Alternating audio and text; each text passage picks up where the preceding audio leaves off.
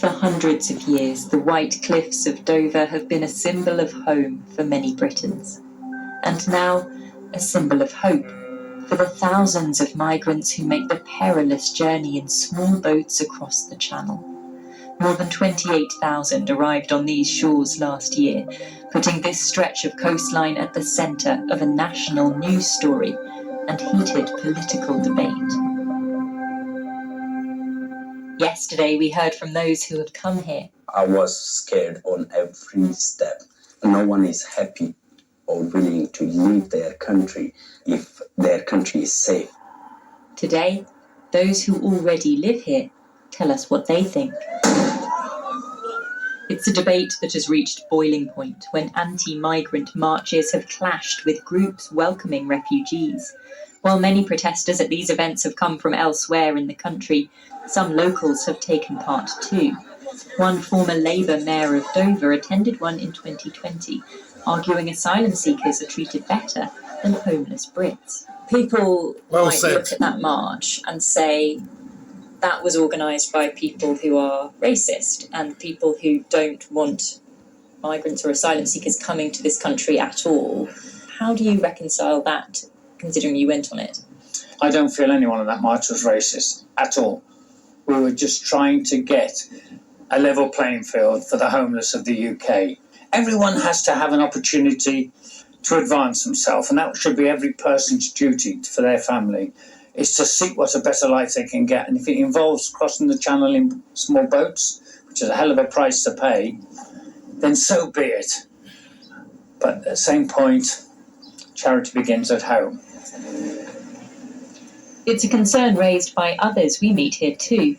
As dusk falls in pubs around the town, some tell us they feel migrants are unfairly benefiting from taxpayer money while they struggle.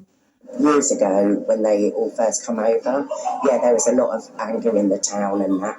Now, when that all sort of like levelled out, but now I think it is because it is just boatload after boatload that are coming over now that is just making us all so anti them again. I walk home some nights and I do fear walking past them because they talk in their own language. At least if, I'm not being racist in any way, but at least if you walk past like English people, you know what they're saying. Like I get like if you're in like one of them bad situations, to obviously go to like your nearest country, but like they're going through so many countries before obviously coming here. I don't think the government are doing very much at all. I don't. That's why they're still coming over, because I think they're going to get a better deal if they come here. I don't think the government are doing anything.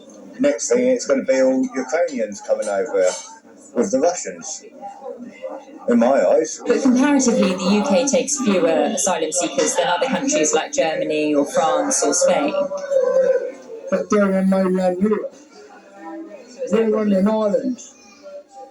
At the end of the day, you can only get so many people on an island. But as we're learning, in this town, not everyone agrees. For anyone to make a small boat crossing is quite a dire situation to be in. Frankly, I think I'm okay with it, and I think these guys should be given some kind of sanctuary. This is Great Britain after all. To make that crossing at this time of year, you've got to be an extremely desperate person. And they're fleeing all sorts of stuff that we don't understand. So a lot of people here think they're just after a free ride. Well, you've got to be driven to get in a boat like that. I think at this table certainly feels that these guys deserve some kind of chance. The next day, I meet a group of women who say they're trying to help improve that chance. Deal Area Refugee Action raise money to support relevant local charities and buy things like clothing for migrants who stay at Napier and who are generally only given very basic supplies. Rubbish! They're not going to travel thousands and thousands of miles to get a benefit from the British government.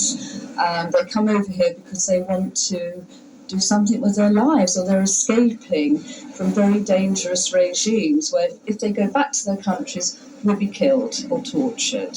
I think it's very difficult for us to understand in England. I've travelled a lot and I've seen poverty and I've seen the way people live in oppressive regimes, so I kind of understand what it's like, whereas a lot of people haven't. They have absolutely no idea.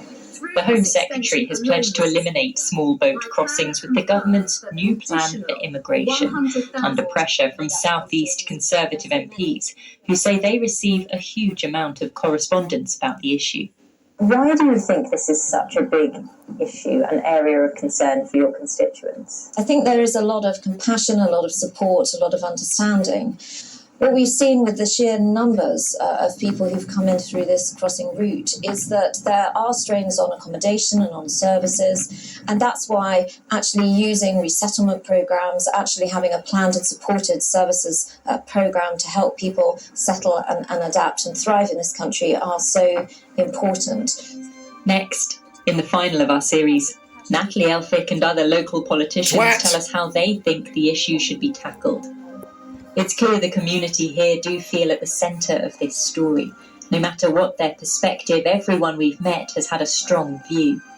And while they may be divided on the details, they all agree that small boat crossings should be stopped entirely, which is a problem for the government, because people here see no real sign of that happening soon.